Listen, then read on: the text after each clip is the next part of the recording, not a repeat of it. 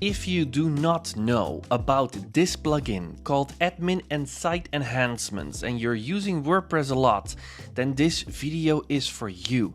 I have been falling in love with this plugin, actually so much that I install it now on every single new website that I have because it's just so convenient and it removes the need for many other plugins I used before.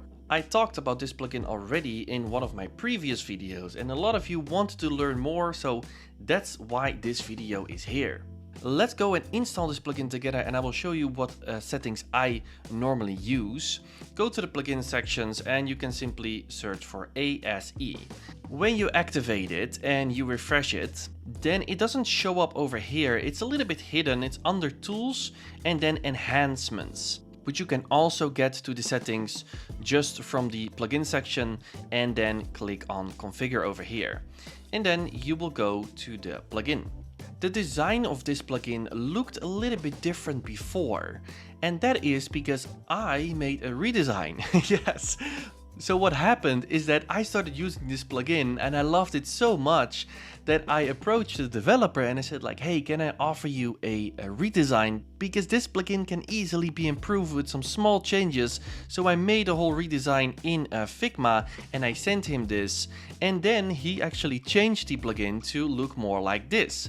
It's not exactly as I wanted it, but it's pretty cool because now it's a little bit easier to navigate. Sometimes I just like to give WordPress companies feedback and sometimes they do something with it, so that's really cool. Let's go over some of the features.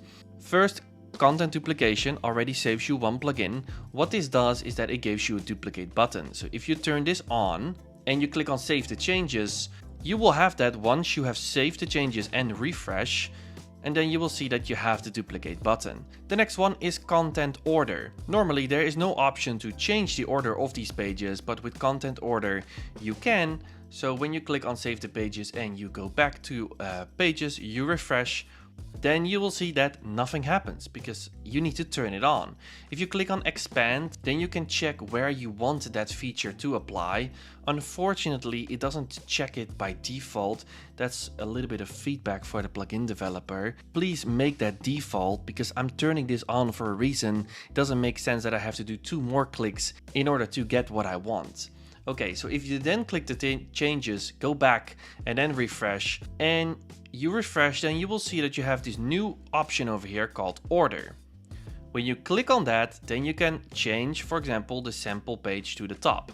And then when you go back to all pages, this will put the sample page on the top. And this is really relevant when you have a bigger website and you constantly need to go to the home page. So let's go to my own website. My home page is right now over here, but I just want that to be at the top. So if I enable content order on this website, and let's just save that for changes, and then go to order, I can put this one at the top. It saves it automatically, then go back, and then I always have easy access to my homepage.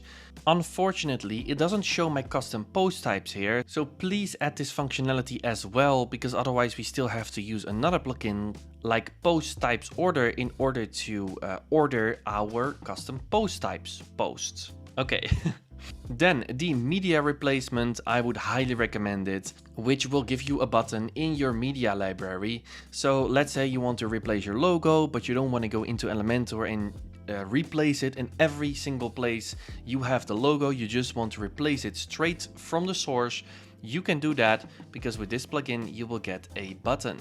So if you turn this on and you go to your media library, then you have to click on edit more details.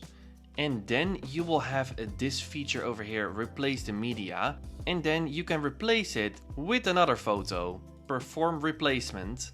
And there you go. The link will stay the same. And then it has replaced your image. On this page, there's one more thing that I want to show, and that is media library infinite scrolling. So when you have a bigger website with a lot of images, is that the media library looks like this. And then you have this load more button over here. But when you turn this on and then go back to your media library, click on refresh, you will see that when you start scrolling, the new images load automatically, which is a lot nicer than having to click on load more all the time. So yeah, great little feature. Then we have the admin interface over here, and that is basically changing the left panel over here, the top panel, and some things on the dashboard. So the things that I like to do here is first of all clean up the admin bar. That is the top bar over here. So for example, you have the WordPress icon over here, but do you really use this? I don't think so. So you can just turn that off if you want. You can turn this on and then you can remove the WordPress logo. When you do that, let's test it. It simply removes it. You can do more things. For example, remove this comment thing over here. On most websites, you don't even use comments. So why is it here? With this plugin, you can easily remove it.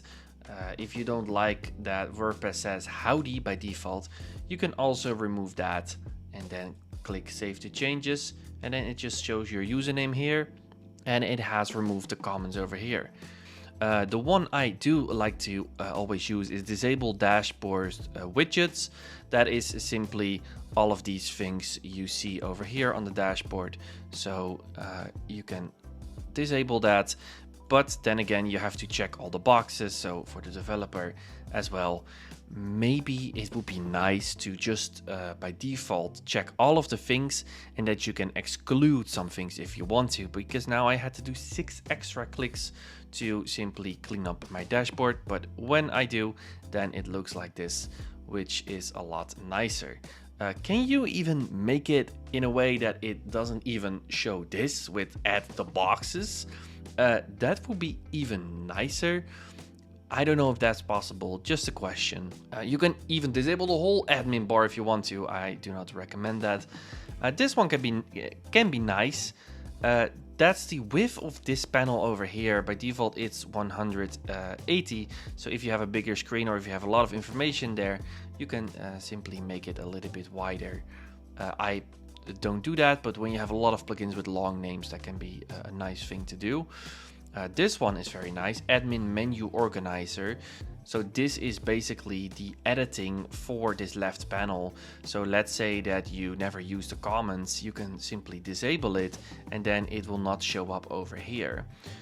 Or you can change the position. So for example, if you think that plugins is more important than appearance and you want to have that under the pages, you can also do that. Let's test it.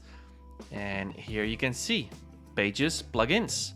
You can even change the names of some of the things. Not with the default WordPress ones, but you can do it with external plugins. So here you can see on another website that the fields are editable. So for example, I have independent analytics over here, but this name is quite long and then it creates 2 rows, which you maybe don't want. So you can simply just delete independent over here, that just say analytics, save the changes, and there you go. Now it just says analytics. This is also nice for when you're working with clients and the clients don't really know what all of this is. You can just change the names and make it easy for them. So I highly recommend to also do that to make your life a little bit easier. And then the last small thing that I think is really nice and should be basically part of the default of WordPress is display active plugins first. So you have your whole plugin list on a website, right? So if you go to plugins, you can see this whole list. Well, on this website, I have everything enabled, but let's say that one of them is off. So I click on deactivate and then it stays in the middle over here.